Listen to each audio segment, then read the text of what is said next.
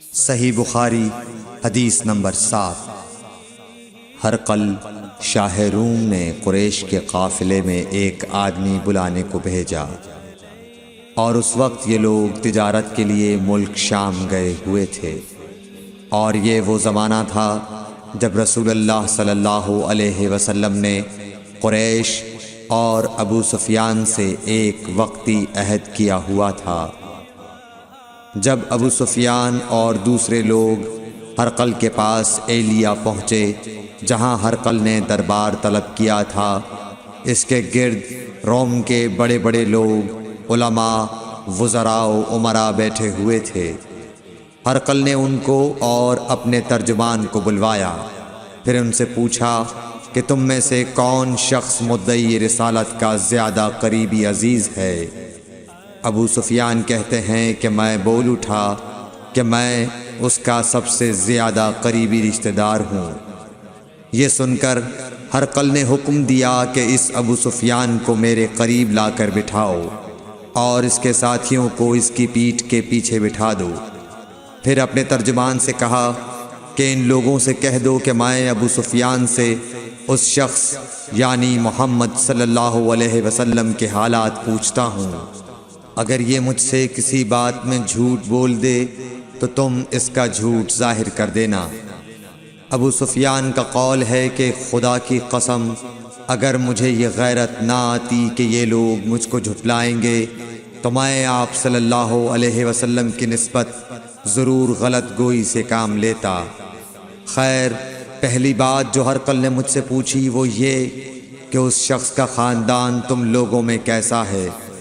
میں نے کہا وہ تو بڑے اونچے عالی نسب والے ہیں۔ کہنے لگا اس سے پہلے بھی کسی نے تم لوگوں میں ایسی بات کہی تھی؟ میں نے کہا نہیں۔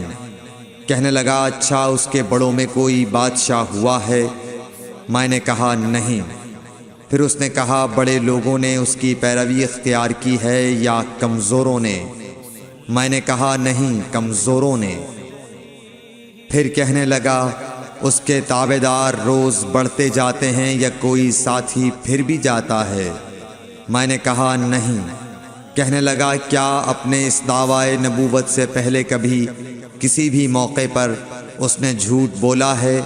میں نے کہا نہیں، اور اب ہماری اس سے صلح کی ایک مقررہ مدت ٹھہری ہوئی ہے، معلوم نہیں وہ اس میں کیا کرنے والا ہے۔ ابو سفیان کہتے ہیں میں اس بات کے سوا اور کوئی جھوٹ اس گفتگو میں شامل نہ کر سکا۔ ہرقل نے کہا کیا تمہاری اس سے کبھی لڑائی بھی ہوئی ہے؟ ہم نے کہا کہ ہاں۔ بولا پھر تمہاری اور اس کی جنگ کا کیا حال ہوتا ہے؟ میں نے کہا لڑائی ڈول کی طرح ہے، کبھی وہ ہم سے میدان جنگ جیت لیتے ہیں اور کبھی ہم ان سے جیت لیتے ہیں۔ ہرقل نے پوچھا وہ تمہیں کس بات کا حکم دیتا ہے؟ میں نے کہا وہ کہتا ہے کہ صرف ایک اللہ ہی کی عبادت کرو، اس کا کسی کو شریک نہ بناؤ، اور اپنے باپ دادا کی شرک کی باتیں چھوڑ دو، اور ہمیں نماز پڑھنے، سچ بولنے، پرہیزگاری اور صلہ رحمی کا حکم دیتا ہے۔ یہ سب سن کر پھر ہرقل نے اپنے ترجمان سے کہا کہ ابو سفیان سے کہہ دے کہ میں نے تم سے اس کا نسب پوچھا تو تم نے کہا کہ وہ ہم سے عالی نسب ہے، اور پیغمبر اپنی قوم میں عالی نسب ہی بھیجے جایا کرتے ہیں۔ میں نے تم سے پوچھا کہ دعوی نبوت کی یہ بات تمہارے اندر اس سے پہلے کسی اور نے بھی کہی تھی؟ تو تم نے جواب دیا کہ نہیں۔ تب میں نے اپنے دل میں کہا کہ اگر یہ بات اس سے پہلے کسی اور نے کہی ہوتی تو میں سمجھتا کہ اس شخص نے بھی اسی بات کی تقلید کی ہے جو پہلے کہی جا چکی ہے۔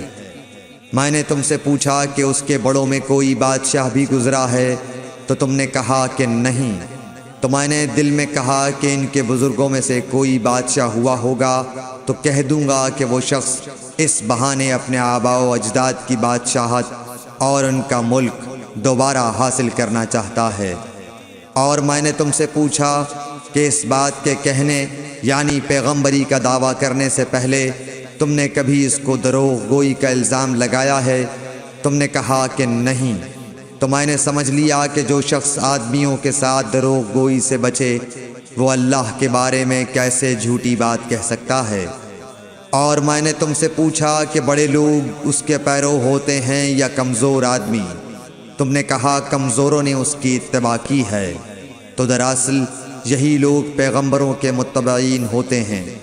اور میں نے تم سے پوچھا کہ اس کے ساتھی بڑھ رہے ہیں یا کم ہو رہے ہیں؟ تم نے کہا کہ وہ بڑھ رہے ہیں، اور ایمان کی کیفیت یہی ہوتی ہے حتیٰ کہ وہ کامل ہو جاتا ہے۔ اور میں نے تم سے پوچھا کہ آیا کوئی شخص اس کے دین سے ناخوش ہو کر مرتد بھی ہو جاتا ہے؟ تم نے کہا نہیں۔ تو ایمان کی خاصیت بھی یہی ہے، جن کے دلوں میں اس کی مسرت رچ بس جائے وہ اس سے لوٹا نہیں کرتے۔ اور میں نے تم سے پوچھا کہ آیا وہ کبھی عہد شکنی کرتے ہیں؟ تم نے کہا نہیں۔ پیغمبروں کا یہی حال ہوتا ہے، وہ عہد کی خلاف ورزی نہیں کرتے۔ اور میں نے تم سے کہا کہ وہ تم سے کس چیز کے لیے کہتے ہیں؟ تم نے کہا کہ وہ ہمیں حکم دیتے ہیں کہ اللہ کی عبادت کرو، اس کے ساتھ کسی کو شریک نہ ٹھہراؤ، اور تمہیں بتوں کی پرستش سے روکتے ہیں، سچ بولنے اور پرہیزگاری کا حکم دیتے ہیں۔ لہٰذا اگر یہ باتیں جو تم کہہ رہے ہو سچ ہیں تو ان قریب وہ اس جگہ کا مالک ہو جائے گا کہ جہاں میرے یہ دونوں پاؤں ہیں۔ مجھے معلوم تھا کہ وہ پیغمبر آنے والا ہے، مگر مجھے یہ معلوم نہیں تھا کہ وہ تمہارے اندر ہوگا۔ اگر میں جانتا کہ اس تک پہنچ سکوں گا تو اس سے ملنے کے لیے ہر تکلیف گوارا کرتا۔ اگر میں اس کے پاس ہوتا تو اس کے پاؤں دھوتا۔ ہرقل نے رسول اللہ صلی اللہ علیہ وسلم کا وہ خط منگایا جو آپ نے وحیہ کلبی رضی اللہ تعالیٰ عنہ کے ذریعے حاکم بصرہ کے پاس بھیجا تھا، اور اس نے وہ ہرقل کے پاس بھیج دیا تھا۔ پھر اس کو پڑھا تو اس میں لکھا تھا، اللہ کے نام کے ساتھ جو نہایت مہربان اور رحم والا ہے۔ اللہ کے بندے اور اس کے پیغمبر محمد صلی اللہ علیہ وسلم کی طرف سے یہ خط ہے شاہ روم کے لیے۔ اس شخص پر سلام ہو جو ہدایت کی پیروی کرے۔ اس کے بعد میں آپ کے سامنے دعوت اسلام پیش کرتا ہوں۔ اگر آپ اسلام لے آئیں گے تو دین و دنیا میں سلامتی نصیب ہوگی، اللہ آپ کو دوہرا ثواب دے گا۔ اور اگر آپ میری دعوت سے روگردانی کریں گے تو آپ کی رعایا کا گناہ بھی آپ ہی پر ہوگا۔ اور اے اہل کتاب، ایک ایسی بات پر آ جاؤ جو ہمارے اور تمہارے درمیان یکساں ہے، وہ یہ کہ ہم اللہ کے سوا کسی کی عبادت نہ کریں اور کسی کو اس کا شریک نہ ٹھہرائیں، اور نہ ہم میں سے کوئی کسی کو خدا کے سوا اپنا رب بنائے۔ پھر اگر وہ اہل کتاب اس کتاب سے منہ پھیر لیں تو مسلمانوں، تم ان سے کہہ دو کہ تم مانو یا نہ مانو، ہم ایک خدا کے اطاعت گزار ہیں۔ ابو سفیان کہتے ہیں، جب ہرقل نے جو کچھ کہنا تھا کہہ دیا اور خط پڑھ کر فارغ ہوا تو اس کے ارد گرد بہت شور و غوغا ہوا، بہت سی آوازیں اٹھیں اور ہمیں باہر نکال دیا گیا۔ تب میں نے اپنے ساتھیوں سے کہا کہ ابو کبشہ کے بیٹے حضرت صلی اللہ علیہ وسلم کا معاملہ تو بہت بڑھ گیا۔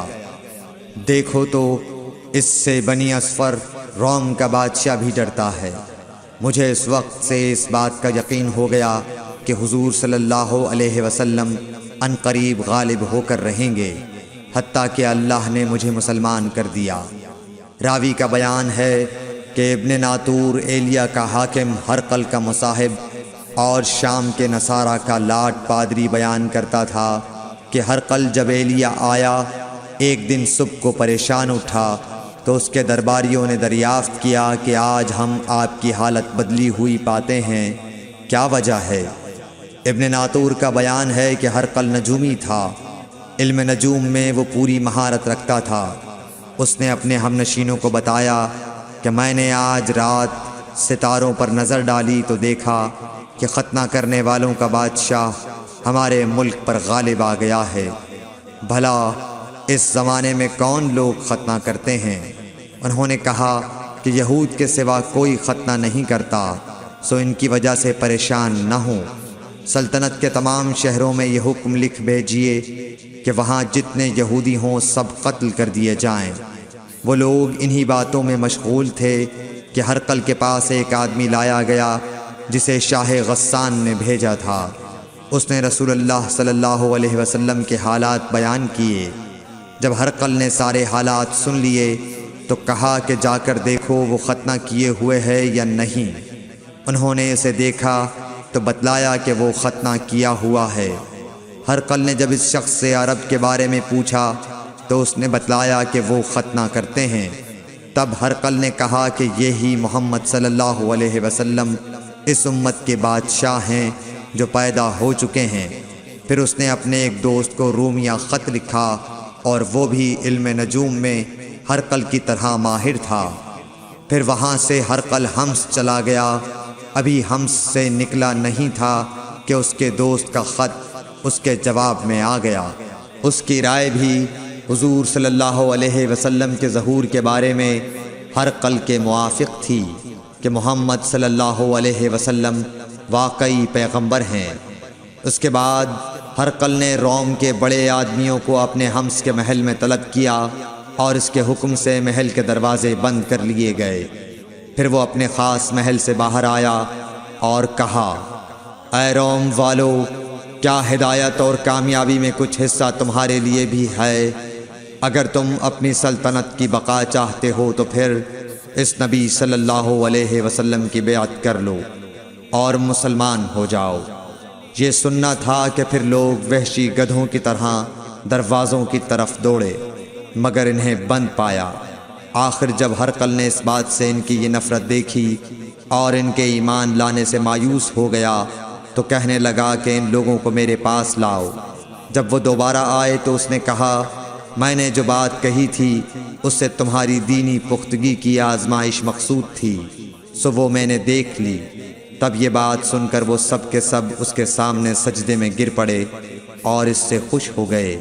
بالآخر ہرقل کی آخری حالت یہی رہی